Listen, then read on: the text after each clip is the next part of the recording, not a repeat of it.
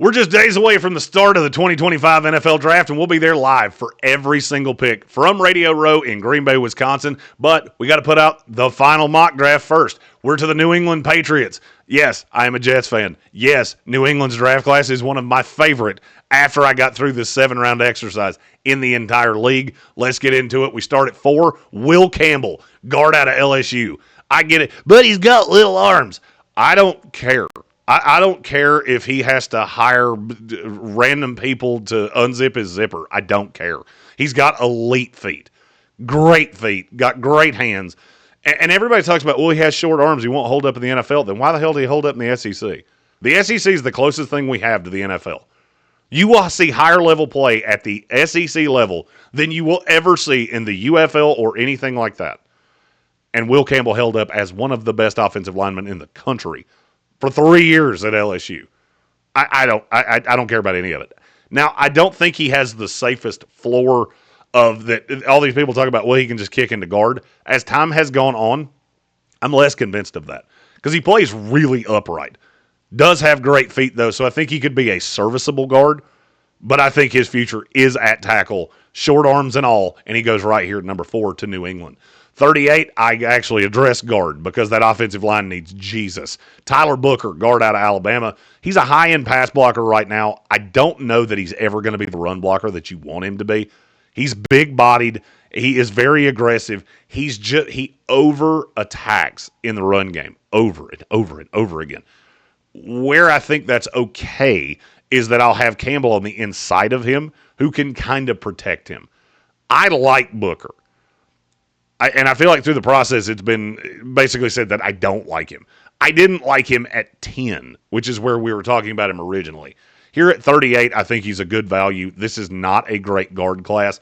It basically goes Gray Zabel on the high side, drop down to Booker, drop down from Booker down to the Cameron Williams of the world, and then you get into the day 3 guys that are high upside but shouldn't play right away, like Jackson Slater, Carson Vinson, handful of other guys. If you want a guard that's going to play right away, you got to address it early. And I think they do here with Tyler Booker at 38.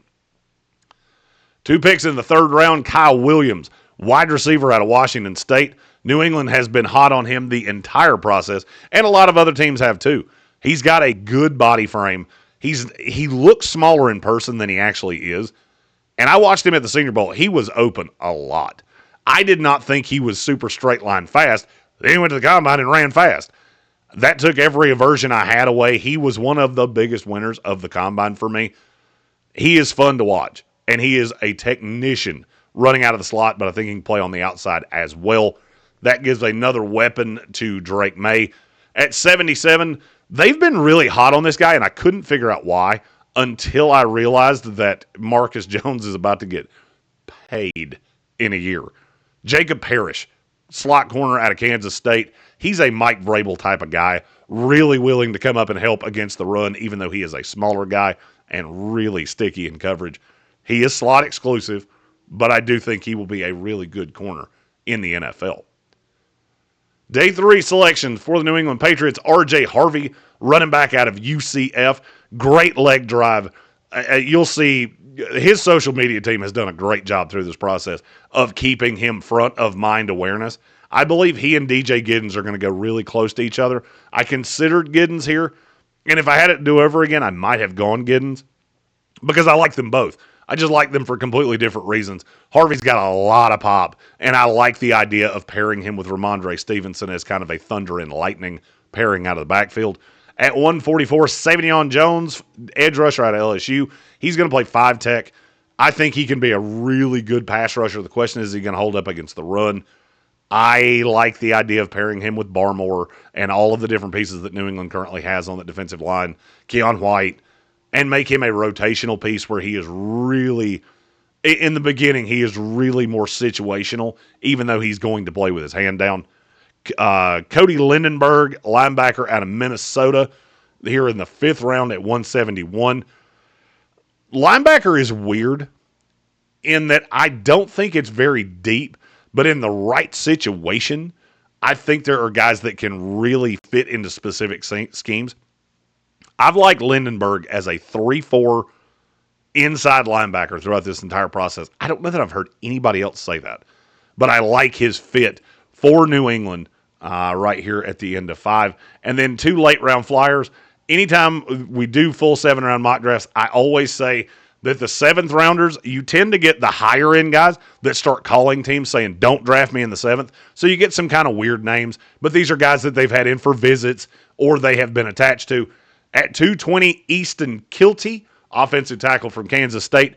DeAndre Jules, defensive tackle from South Carolina at 238. Both hyper raw prospects. DeAndre Jules was the 4th defensive tackle for South Carolina, but that defense was freakishly good.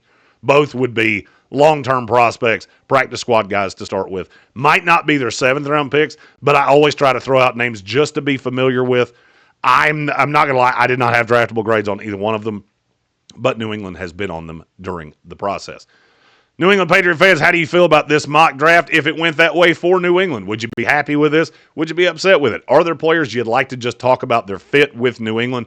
I'm happy to do that. Throw those in the comments. I answer all of those, and I'm getting to them as quick as I can ahead of the 2025 NFL Draft in Green Bay.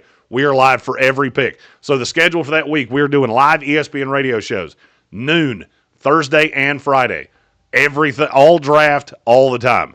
4-man box with David Smith of Armchair Commentary, Zach Hurst, Tank Spencer, and myself.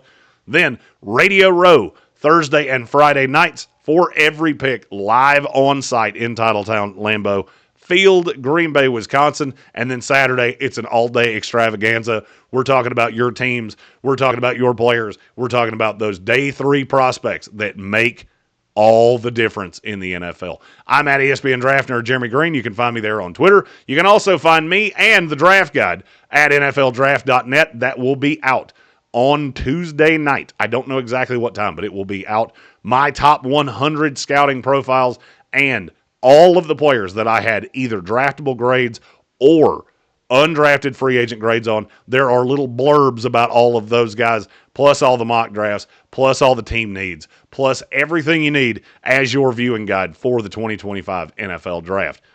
Patriots mock drafts in the books. Now it's time to actually draft it. We will see you from Green Bay, Wisconsin on draft night.